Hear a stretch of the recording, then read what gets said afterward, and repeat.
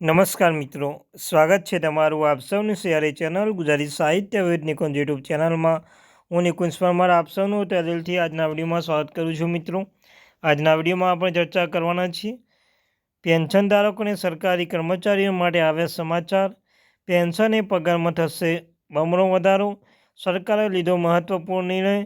સંપૂર્ણ ચર્ચા આજના વિડીયોમાં કરવાના છીએ. ચર્ચા કરતા પહેલાં ચેનલમાં નવા છો તો ચેનલ સબસ્ક્રાઈબ કરી દો, વિડીયોને લાઇક કરી લો. તમને અમારી ચેનલ પર સરકારી કર્મચારી, નિવૃત્ત કર્મચારી, પેન્શન ધારક બાબતે હરેક અપડેટ મળતી રહેશે.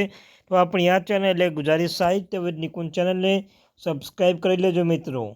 ચાલો જાણીએ વિગતવાર માહિતી મિત્રો. જે છે માહિતીમાં કે 8 પે કમિશન સેલેરી ફોર્મ્યુલા.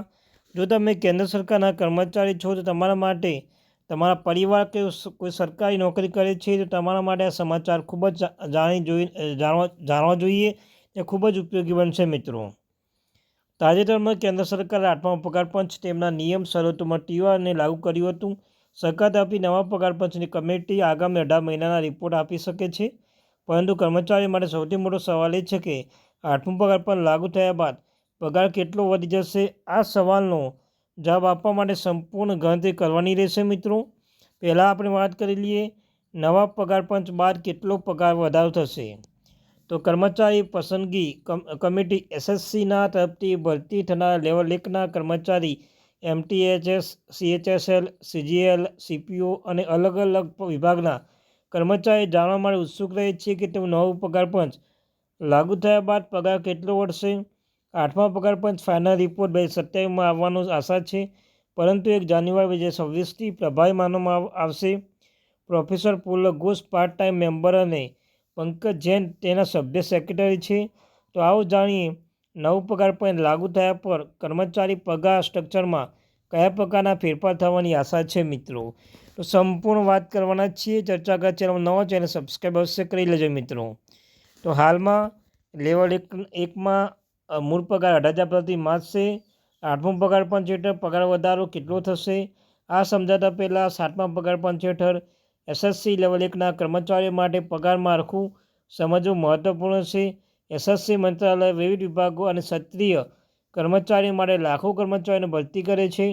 વર્તમાન 7મા પગાર પંચ સિસ્ટમ હેઠળ છે. આ પદો પર લેવલ 1ના પદો માટે મૂળ પગાર 18,000 પ્રતિ માસ છે. કર્મચારીને મોંઘવારી ભથ્થું DA, ઘર ભાડા ભથ્થું HRA, મુસાફર ભથ્થું TA અને અન્ય ભથ્થાઓ પણ મળે છે.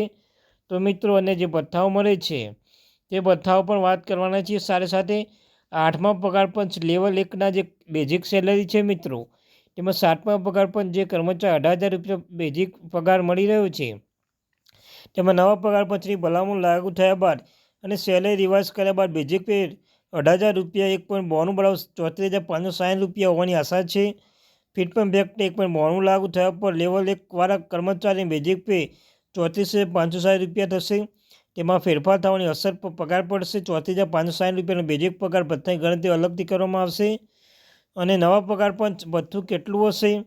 મીડિયા રિપોર્ટ્સ અનુસાર SSC લેવલ 1 કર્મચારીના કુલ પગાર 15થી 25% સુધી વધારો થવાની ધારણા છે.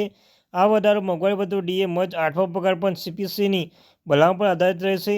જો DA મચ કરવામાં આવે તો તેની શરૂઆત સોનાની થઈ છે અને HR ઉમેરવામાં આવશે. તો મિત્રો, આમાં 8મો પગાર પણ લાગુ થતાં પગાર પેન્શન વધારો જોવા મળશે. સંપૂર્ણ વધારો ફિટમેન્ટ ફેક્ટર જેટલો ફિટમેન્ટ ફેક્ટર વધારો હશે તેટલો જ વધારો આપણને જોવા મળશે. આમ લેવલ 1ના કર્મચારી 15થી 25% વધારો થવાની ધારણા છે મિત્રો. તો આ ત્યારથી મહત્વપૂર્ણ અપડેટ આપણી આ ચેનલ ગુજરાતી સાહિત્ય વિદ નિકુંજ ચેનલ લાઇક કરી લો, ચેનલ સબસ્ક્રાઈબ કરી લો, બેલ આઇકન બટન દબાવવાનું ભૂલતા નહીં મિત્રો.